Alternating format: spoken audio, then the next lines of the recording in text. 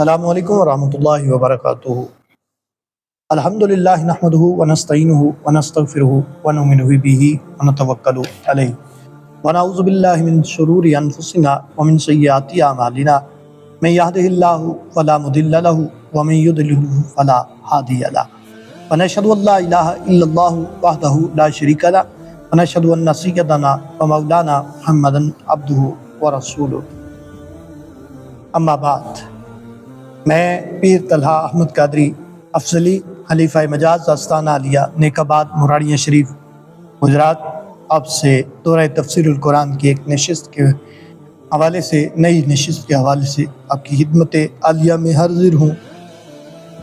اللہ رب العالمین ہمیں قرآن فہمی کا جذبہ اور شوق عطا فرمائے۔ آج ہماری آیات بینات سورہ بقرہ شریف کی آیت نمبر 52 سے لے کر 54 تک ہم تلاوت کرنے کا شرف حاصل کریں گے۔ حال کے جل وعلا ہمیں سمجھ کی توفیق عطا فرمائے۔ ارشاد فرمائے ثم عفونا عنکم من بعد ذلک لعلکم تشکرون، پھر ہم نے اس کے بعد تمہیں معاف کر دیا۔ یعنی اس کا مطلب پچھلی آیت مبارکہ کو اگر آپ نے دیکھا اور سنا ہے، اس میں اس آیت مبارکہ سے قبل جو آیت مبارکہ ہے کہ بنی اسرائیل کے ایک جرم کو بیان کیا جس کی ابتدا سامری نے کی تھی۔ سامری نے عورتوں سے زیورات کو جمع کیا اور جناب سیدنا جبریل علیہ السلام کی گھوڑی کی جو ہاک تھی کہ نیچے ہاک پڑی تھی، اس کو اٹھا کر اس کے منہ میں ڈالا تو وہ آوازیں پیدا ہوتی تھی اور وہ کلام کرتی تھی۔ تو انہوں نے ساری قوم نے جناب سیدنا موسیٰ علیہ السلام کے چلے کے دوران وہ جو روحانی فیض اللہ تعالیٰ کی طرف سے مزید آپ کو میسر آ رہا تھا، اس کے حصول کے لیے جناب سیدنا موسیٰ علیہ السلام کوہ طور پر تشریف لے گئے ہیں۔ اب سامری نے پیچھے سے یہ حرکت کر دی، ظالمانہ حرکت کر دی۔ ظلم کی تعریف بھی میں نے آپ کی خدمت عالیہ میں عرض کر دی اور دوبارہ عرض کر دیتا ہوں۔ ظلم کی تعریف یہ ہے کہ کسی چیز کو اس کے محل سے یعنی اس کی جگہ سے ہٹا دینا، یہ عدل و انصاف کے متضاد ظلم میں شمار ہوتا ہے۔ ثم عفونا عنکم من بعد ذالک، پھر ہم نے اس کے بعد تمہیں معاف کر دیا۔ یعنی اتنا کچھ ہونے کے باوجود اللہ تعالیٰ نے فرمایا کہ میں نے تمہیں معاف کر دیا اور تم سے اس کا مواخذہ نہیں کیا، اس کا تمہیں اس جرم کے اوپر اللہ تعالیٰ نے تمہاری پکڑ نہیں کی، تمہاری شکلیں نہیں بدلی، تم پر عذاب علیم نازل نہیں ہوا، دردناک عذاب نازل نہیں ہوا۔ تو فرمایا ثم عفونا عنکم من بعد ذالک، ہم نے تم پر ظلم، ہم نے تمہیں معاف کر دیا۔ عفو کا دروازہ تیرے لیے کھول دیا، عافیت تیرے لیے عام کر دی۔ ثم عفونا عنکم من بعد ذالک، تو فرمایا کہ اس کے بعد ہم نے تمہیں معافی عطا کی۔ لعلکم تشکرون، مقصد کیا تھا کہ تم اللہ کے شکر گزار بندے بن جاؤ۔ وہ پنجابی کے اندر کہتے ہیں نا، تم پر یہ نعمت کیوں کی گئی جی تسی بندے دے پتر بن جاؤ۔ گویا کہ فرمایا جا رہا ہے تم انسان کے بچے بنو، تمہیں سامری نے جس طرف لگا دیا ہے، اب اس جرم کی معافی بھی میں تمہیں دے رہا ہوں اور غیر مشروط طور پہ دے رہا ہوں۔ تو اب غیر مشروط تمہیں معافی مل رہی ہے، اب تمہیں چاہیے تو یہ نا کہ تم رب کے شکر گزار بندے بن جاؤ، لیکن تمہاری شکر گزاری کے ساتھ یہ شرط یہ مشروط ہے۔ اگر معافی کا پکی مہر لگانی ہے تو اس کا صرف اور صرف تم سے یہی تقاضا ہے تشکرون، شکر ادا کرو، تاکہ تم شکر ادا کرو۔ شکر کی تعریف کیا ہے؟ ایک ہوتی ہے حمد، ایک ہوتا ہے شکر، اختیاری خوبی پر کسی کی تعریف کرنا زبان سے، اس کو کہتے ہیں حمد۔ اب اختیاری خوبی کے اوپر کسی کی تعریف کرنا، جسم کے کسی بھی عضو سے یہ اس کی تعریف کرنا، زبان سے، ہاتھ سے، دل سے، کسی بھی چیز سے اس کی تعریف کرنا، یہ شکر ہے۔ اب ہاتھ کا شکر کیا ہے کہ رب کے احکامات پر چلے، جو حدود و قیود اللہ تعالیٰ نے اس ہاتھ کے بارے میں مقرر کیے ہیں اس پہ چلے۔ یہ ہے لعلکم تشکرون، تمہارا جسم جو ہے وہ رب کا شکر گزار رہے۔ آگے ارشاد فرمایا، فرمایا اِذْ آتَيْنَا مُوسَى الْكِتَابَ وَالْفُرْقَانَ لَعَلَّكُمْ تَهْتَدُونَ، اور جب ہم نے موسیٰ علیہ السلام کو کتاب عطا فرمائی، اور کتاب کیسی تھی کہ وہ حق و باطل میں تمیز کر دینے والی کتاب، فرمایا کہ وہ تمہیں عطا کی گئی لعلکم تہتدون، تاکہ تم ہدایت پا جاؤ۔ کتاب سے مراد کیا ہے؟ کتاب سے مراد جناب موسیٰ علیہ السلام کو جو تورات عطا کی گئی، تختیوں پر لکھی ہوئی تھی، حضرت موسیٰ علیہ السلام پر کوہ طور پر چلا کے اختتام پر نازل ہوئی۔ یہ تورات کی زبان سریانی زبان تھی، جو اب آج کل موجود نہیں ہے، مفقود ہے۔ اور جو تورات کے بعض تراجم ہمیں ملتے ہیں، وہ ترجموں کے اندر بھی اختلاف پایا جاتا ہے، کسی میں اور ترجمہ، کسی میں اور، کسی میں اور، کسی میں اور۔ اب فرقان سے کیا مراد؟ قرآن مجید فرقان حمید میں یہ لفظ بیان ہوا نا جناب سیدنا موسیٰ علیہ کلیم اللہ علیہ نبینا علیہ السلام کی، میں کتاب آپ کو عطا کی گئی جو حق و باطل میں فرق کرنے والی ہے۔ یعنی مطلب کیا؟ حلال و حرام کے احکام ہیں، جس میں حلال و حرام کے احکامات ہیں، اللہ تعالیٰ نے وہ کچھ عطا کیا تمہیں۔ یا اس سے مراد جناب سیدنا موسیٰ کلیم اللہ علیہ السلام کے معجزات ہیں، کہ جناب سیدنا موسیٰ علیہ السلام عصا زمین میں ڈالتے ہیں تو وہ بہت بڑا اژدہا بن کر سامنے آ جاتا ہے، پتھر مارتے ہیں تو چشمے جاری ہو جاتے ہیں، سمندر پہ مارتے ہیں تو سمندر رستہ دے دیتا ہے، اور اگر کسی درخت پر مارتے ہیں تو اس کے پتے جھڑنے شروع ہو جاتے نیچے۔ تو یہ جناب سیدنا موسیٰ علیہ السلام کو ہم نے عطا کیا۔ ہمارا مطلب کیا تھا؟ ہم نے عطا کیا اس واسطے سے کہ ہدایت سے مراد اعمال کی ہدایت ہے، عملوں کی ہدایت ہے۔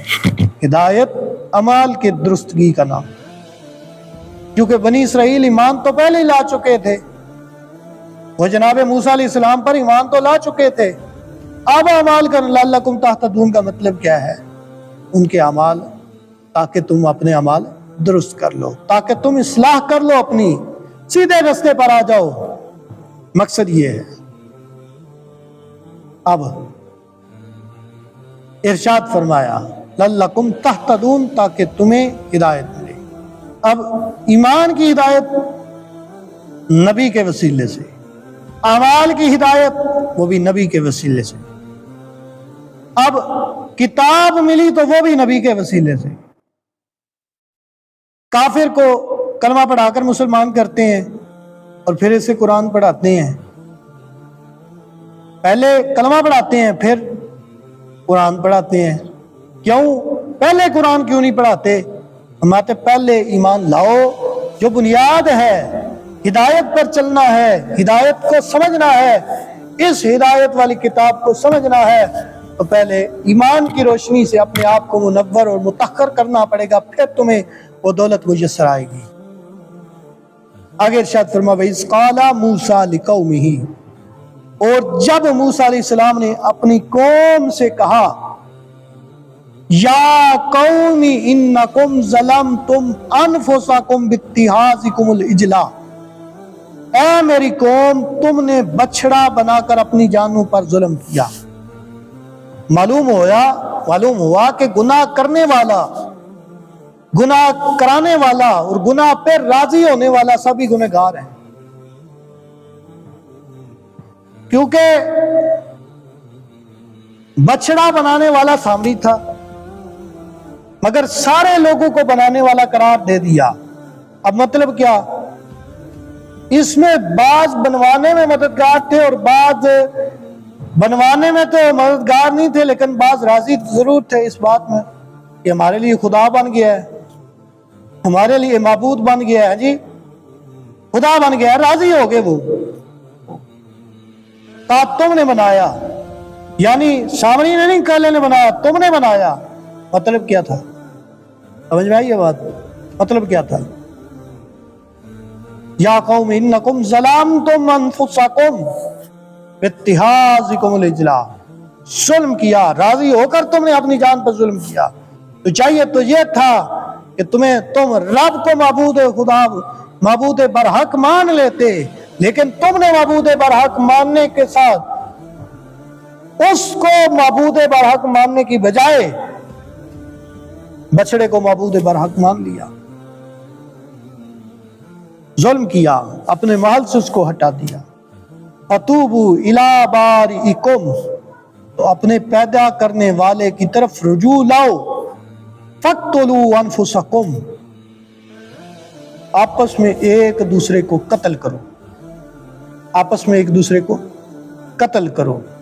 अब ईमान के बाद बछड़े की पूजा करना ये क्या था? ये जुर्म इर्तदाद था, या मुर्तद हो गए थे। और मुर्तद की सजा दीनवे मूसवी जनाब सैयदना मूसा कलीमुल्लाह अला नबीना अलैहिस्सलाम के दीन मुबारक में भी वो कत्ल है। लिहाजा इन्हें कत्ल करने की सजा के लिए पेश होने का हुक्म दिया गया। लेकिन हुजूर फखरे आलम नूर मुजस्सम सल्लल्लाहु तआला अलैहि वसल्लम की रहमतुल लिल आलमीन ही देखें, दीन मुस्तफा के अंदर मुर्तद को पहले तौबा करने पर मजबूर किया जाता है, और अगर तौबा ना करे तो मर्दों को कत्ल और औरतों को जेल में बंद रखा जाता है, जेल में मर जाएं या तौबा करें। लेकिन यहां याद रखिए एक मसला और भी याद रखिए, जो गुस्ताखे रसूल है वो गलीज तरीन मुजरम है, संदीक है। अब उसको तौबा में मजबूर नहीं किया जाएगा,